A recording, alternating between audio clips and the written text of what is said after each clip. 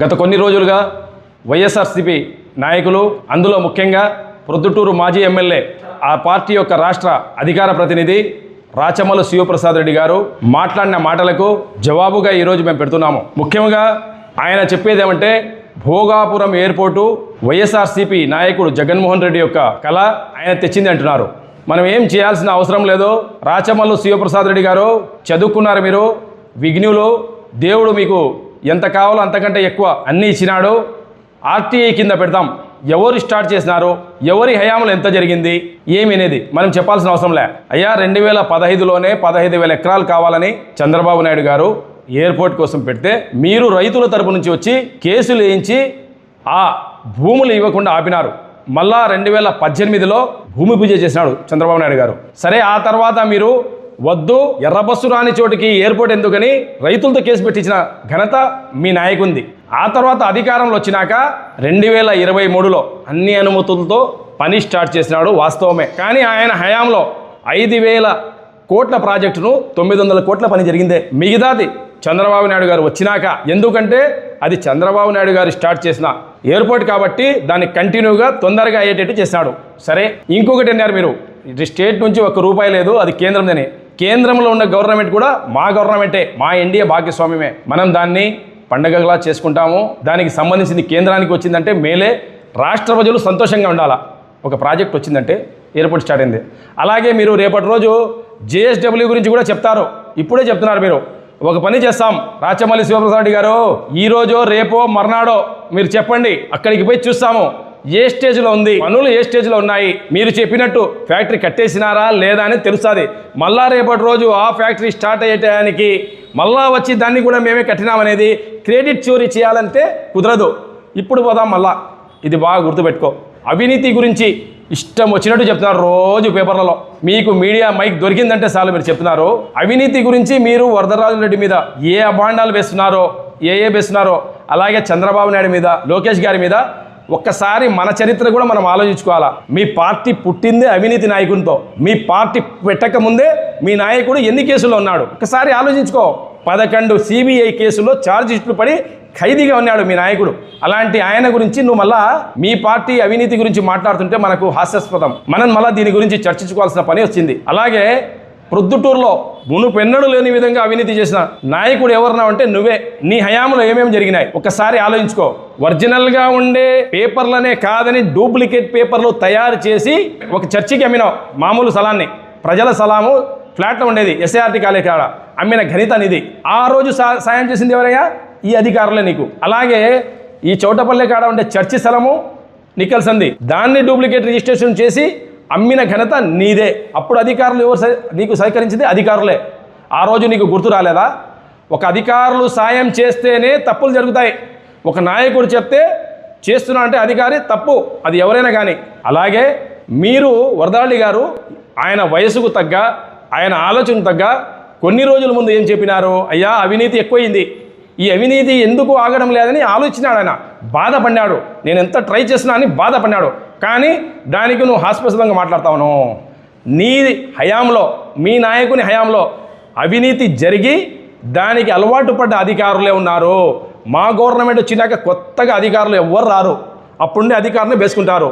కానీ వాడు మంచోడని తెస్తాడు మన వరదాళి గారు.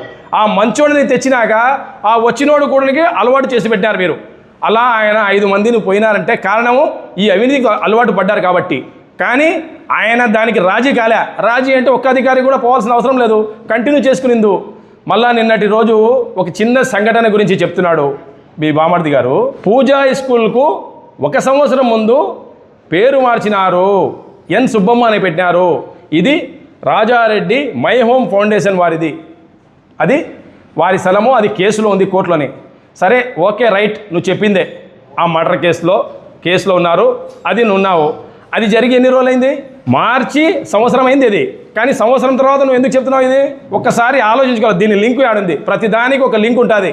ఈరోజు ఒక డాక్యుమెంట్ వచ్చిందంటే దానికి లింకు డాక్యుమెంట్ ఒకటి ఉంటుంది. అలాగే ఈ యొక్క ఘటనకు లింకు డాక్యుమెంట్ చూస్తాము. అప్పుడు ఇదే నెలలో రాజారెడ్డిని చంపితే, ఆ చంపినోళ్ళు చంపితే అది గుండెపోటు అని, ఆరోగ్యం బాగలేదని పెద్ద ఆసుపత్రిలో వచ్చినాక పోస్ట్ మార్టం డూప్లికేట్ చేయించి ఆ తర్వాత తెలిసి దాని గురించి వరదాళి గారు టీడీపీలో పార్టీలో ఉండే నాయకులు అప్పుడు కలెక్టర్కు దాంట్లో ఉండే పాత స్టూడెంట్స్కి చెప్పి పైనుంచి పెద్ద ప్రభంజనంగా దాని మీద కలెక్టర్కి మనం ఒత్తిడి పెడితే ఎస్పీకి తీసుకుపోయిన శవాన్ని తీసుకుని వచ్చి రీపోస్ట్ ట్రాన్స్ఫర్ చేసినారు. దానికి మేనేజ్ చేసిన నాయకుడు ఎవరయ్యా? రాచమల్లి శివప్రసాద్ రెడ్డి. నువ్వు మేనేజ్ చేసినావు. హంతకులకు సాయం చేసి ఒక మంచి పని చేసి అనాథులను అభాగ్యులను అంగవైకల్యం ఉండే వాళ్ళకి ఒక స్కూల్ పెడితే ఆయన పేరు మీద ఉండే ఆయన ఫౌండేషన్ పేరు మీద ఉండే ఆస్తులు కాజేయాలని వాళ్ళ ఇంటి వారు కొట్టి చంపితే అలాంటి వారిని గుండెపోటు. ఈ గుండెపోటుకు లింకు యాడ్ నుంచి వస్తుంది. ఇదంతా ఎందుకంటే ఈ గుండెపోటుకు లింకు మళ్ళా మీ నాయకుడే. ఎవరు? జగన్మోహన్ రెడ్డి. వివేకానంద రెడ్డిని అతి దారుణంగా నరికి చంపి గుండెపోటు అని చెప్పినాడు. అదే నువ్వు తీసుకొచ్చినావు. ఎందుకంటే మీ నాయకుడు ఏం చేస్తావో మీరు లింకు ఆ డాక్యుమెంట్కి డాక్యుమెంట్ లింక్ అన్నట్టు ఆ సంఘటనకు ఈ సంఘటన లింకు. అప్పుడు పోరాడింది ఎవరు? వరదాళి గారు, టీడీపీలో ఉండే నాయకులు అందరూ పోరాడి మళ్ళా రీపోస్టేషన్ చేసి డాక్టర్తో పాటు అందరికీ ముద్దాయిలు చేసిన ఘనత తెలుగుదేశం పార్టీ తెలుగుదేశం ఉండే నాయకులు వరదాళి గారిది. ఇది గుర్తుపెట్టుకో. మీ హయాంలో హౌసింగ్ గురించి చెప్తున్నాను. హౌసింగ్ వచ్చింది, మంచి హౌసింగ్ ఇచ్చినా మనమని. ప్రొద్దుటూరులో కావాల్సింది 15,000 ఇండ్లు ఉంటే 23,000 ఇండ్లని తీసుకుని ఆ స్థలంలో ప్రతి దాంట్లో కమిషన్ తీసుకున్న ఘనత నిధి. అలాగే ఆ హౌసింగ్ పూర్తి చేసినావా? పేదల దగ్గర 35,000 తీసుకునే ఇంతవరకు లెక్కాచారం లేదు. ఆ ఇండ్లు సరిగా కట్టలే. అసలు ఎట్టయిపోయినాయంటే మీ నాయకుడు 1 సెంటు ఇస్తారా ప్రజలకు? కానీ మీ నాయకునికి ఎన్ని కావాలా? మీకు ఎన్ని కావాలా? ఒక్కసారి ఈయన చరిత్ర చూస్తే నేను వండర్ అయిపోయినా. రాజశేఖర రెడ్డి హయాంలో దీనికి లింక్ యాడ్ నుంచి వచ్చింది. ఇవన్నీ దానికి లింకు నేను ఏం చెప్తా అంటే ప్రజలకు 1.5 సెంటు ఇచ్చినావేను. నువ్వు మీ నాయకుడు ఏం చేసినాడు తెలుసా? మీ నాయకుడు కేవలం ఒక దొంగ కంపెనీ వాన్పిక్ 18,000 ఎకరాలు, లేపాచి నాలెడ్జ్కు 8,000 ఎకరాలు, ఎయిర్పోర్ట్ అని 4,000 ఎకరాలు, అట్టా శంషాబాద్ కాడ అరవిందో దానికి 250 ఎకరాలు, అట్ట కొన్ని వేల ఎకరాలు, ఇంక 1000 ఎకరాలు పోయి బయ్యారం గనులు అయితే 1,40,000 ఎకరాలు రాజశేఖర రెడ్డి హయాంలో ఆయన అడ్డు పెట్టుకొని అధికారులతో దుర్వినియోగం చేసి పరిపాలన సంపాదించి కొల్లగొట్టాలని చూసిన ఘనత మీ నాయకుడిది. అదే అలవాటు మీకు పడింది. ఆ అలవాటుతోనే మీరు ఏం చేస్తున్నారంటే ప్రొద్దుటూరులో చర్చి భూములు కానీ, ఆలయం భూములు కానీ, మసీదు భూములు కానీ, ఏ భూములు ఎక్కడ కూడా ఇంతవరకు మీరు వదిలిపెట్టలే. మీకందరికీ నాయకుడు ఎవరు? అలాంటి అవినీతి పార్టీ, అవినీతి నాయకుని సారథ్యంలో పనిచేసే మీరు అవినీతిమయం కాకుండా నీతిమయం ఉండరు. కానీ చంద్రబాబు నాయుడు గారు ఎలాంటి వారు? ఒక్క అధికారి ఇంతవరకు ఇరుకోలే మన చంద్రబాబు నాయుడు తరపు నుంచి. మీ తరపు నుంచి, మీ నాయకుని తరపు నుంచి అధికారులు ఇరుక్కోవడమే తప్ప ఇంకోటి లేదు. మీరు నీతి నిజాయితీ అవినీతి గురించి మాట్లాడుతున్నారు. రాజారెడ్డి హత్యలో ఎవరున్నారో మీకు తెలుసు. మీ పార్టీకి సంబంధించిన వాళ్ళు, నువ్వు రచించాలనుకునే వాళ్ళు ఉన్నారు. వారి యొక్క పేరు మార్చడానికి మీరు కౌన్సిల్లో ఉన్నారు. ఎందుకు ఆపలే? సంవత్సరం తర్వాత ఎందుకు చెప్తున్నావంటే అజరయ్య అనే అతను దొరికినాడు పోలీసులకు. అతను మీ యొక్క బండారం ఒక్కొక్కటి బయట పెడుతున్నారు. అది ఏడాడా మీరు దొంగ రిజిస్ట్రేషన్లు చేసినారు, ఏ స్థలంలో ఎట్ట చేయించినాడు, అది చర్చి భూములు కానీ, ఆ ఎస్ఆర్టీ కానీ, ఇంకొకటి సుందరేకాలను ఉండే ఎస్టీల భూములు కానీ, ఇంకోటి అగ్రిగోల్డ్ భూములు కానీ, ఇవన్నీ కక్కుతున్నాడు.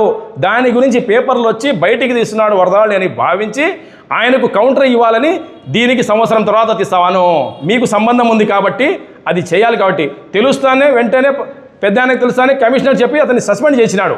నేను చెప్పేది అంటే కమిషనర్లు మారుతున్నారంటే వాళ్ళు వచ్చి అవినీతికి పాల్పడుతున్నారు. కాబట్టి ఆ అవినీతి మనకలు మన పార్టీ మీద పడకుండా అప్పటికప్పుడు మారుస్తూ పోతున్నాడు.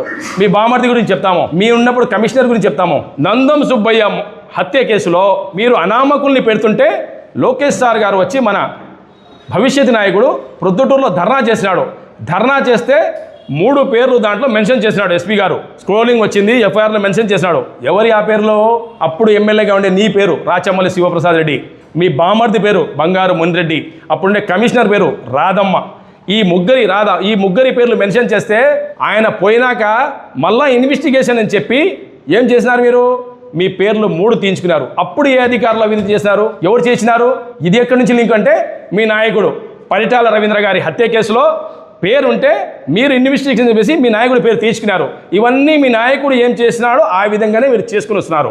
జైల్లో సాక్ష్యాలు తారుమారు చేసిన వానికి పరామర్శించడానికి 40 నిమిషాల్లో గంటలో చేరేదానికి 6.5 గంట పోయినాడు.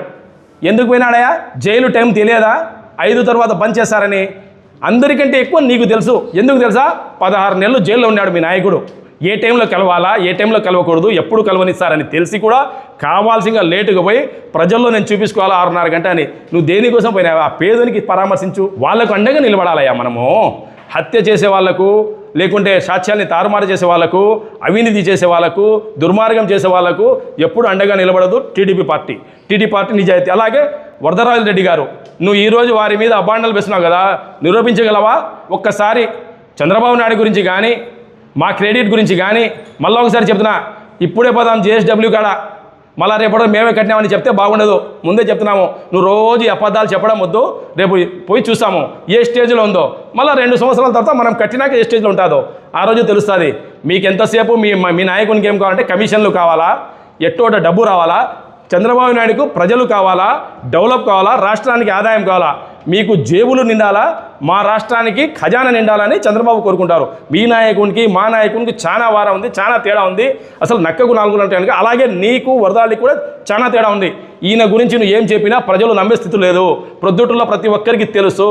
ఖచ్చితంగా నువ్వు, మీ బామర్ది, మీరు ఉండేటప్పుడు హయాంలో ఏమేమి జరిగినాయి, మీ అన్న ఈ అక్రమాలు కానీ ప్రొద్దుటూరు ప్రజలకు తెలుసు. వాళ్ళు ఎట్టా నమ్మరు. కానీ రోజు ఏదో విధంగా మనం ఉండాలా వార్తల్లో అని నువ్వు చెప్తున్నావు. దీనికి నువ్వు సరిగ్గానే ఉంటే మంచిది. లేకుంటే ఇంకా రేపటి నుంచి ఒక్కొక్క దానికి సాక్ష్యాధారాలతో పాటు, ఆధారాలతో పాటు ఏ స్థలంలో నువ్వు చేసినారో అన్యాయంగా, ఎక్కడ అక్రమాలు చేసినావో అక్కడే నిలబడి ప్రెస్ మీట్లు పెట్టి ప్రజలకు మళ్ళీ ఒకసారి విరోధించాల్సి వస్తుంది. జై తెలుగుదేశం, జై జై తెలుగుదేశం. ఈ వివాహాది శుభకార్యములకు, పుట్టిన రోజులకు, మీటింగులకు అత్యాధునిక సదుపాయాలతో ప్రొద్దుటూరు వాసవి సర్కిల్ వద్ద నుంచి అతి సమీపాన మీకు అందుబాటు ధరలలో happy banquet AC function hall మీకు స్వాగతం పలుకుతుంది. మా ఫంక్షన్ హాల్ నందు వంట సామాగ్రి మరియు విశాలమైన కార్ పార్కింగ్, అతి తక్కువ మెయింటెనెన్స్ ఖర్చుతో ఏ ఫంక్షన్ అయినా మా happy banquet AC function hall నందు జరుపుకొని ఆనందాన్ని పొందండి. బుకింగ్ కొరకు సంప్రదించండి. మా సెల్ నంబర్ 9100600238 7799 000211.